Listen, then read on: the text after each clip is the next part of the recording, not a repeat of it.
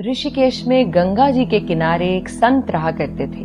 वह जन्मांध यानी जन्म से अंधे थे और उनका नित्य का एक नियम था कि वह शाम के समय ऊपर गगन चुंबी पहाड़ों में भ्रमण करने के लिए निकल जाते और हरि नाम का संकीर्तन करते जाते। एक दिन उनके एक शिष्य ने उनसे पूछा, बाबा आप हर रोज इतने ऊंचे ऊंचे पहाड़ों पर भ्रमण हेतु जाते हैं, वहां बहुत गहरी गहरी खाइयां भी हैं और आपको आंखों से दिखलाई नहीं देता, क्या आपको डर नहीं लगता? अगर कभी पांव लड़खड़ा गए तो? बाबा ने कुछ नहीं कहा और शिष्य को कहा कि शाम को तुम मेरे साथ चलना। पहाड़ों के मध्य थे और बाबा ने शिष्य से कहा, जैसे ही कोई गहरी खाई आए तो बताना।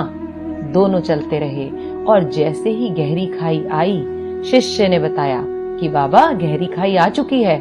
बाबा ने कहा, मुझे इसमें धक्का दे दो। अब तो शिष्य इतना सुनते ही सकपका गया। उसने कहा, बाबा मैं आपको धक्का कैसे दे सकता हूँ? मैं ऐसा हरगिज नहीं कर सकता। आप तो मेरे गुरुदेव हैं। मैं तो किसी अपने शत्रु को भी इस खाई में नहीं धकेल सकता। बाबा ने फिर कहा, मैं कहता हूँ कि मुझे इस खाई में धक्का दे दो।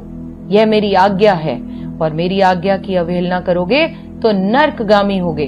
शिष्य ने कहा, बाबा मैं नर्क भोग लूंगा, मगर आपको हरगिज इस खाई में धक्का नहीं दे सकता, नहीं धकेल सकता मैं आपको इस खाई में। तब बाबा ने शिष्य से कहा, रे नादान बालक, जब तुझ जैसा एक साधारण प्राणी मुझे खाई में नहीं धकेल सकता तो बता मेरा मालिक भला मुझे कैसे खाई में गिरने देगा?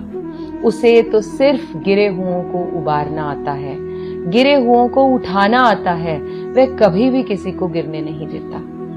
जब जब आपके मन में ये बात उठे कि परमात्मा ने क्या मेरे लिए कुछ सोच भी रखा है कि नहीं, क्या वो मुझे जीवन भर ये कष्ट ही देते रहेंगे, ये मुश्किलें ही देते रहेंगे, क्या परमात्मा मेरी तरफ देख भी रहा है या नहीं, तब उस पल अपने आप से कहें, वह पल पल हमारे साथ है, बस हमें विश्वास रखना होगा उस पर।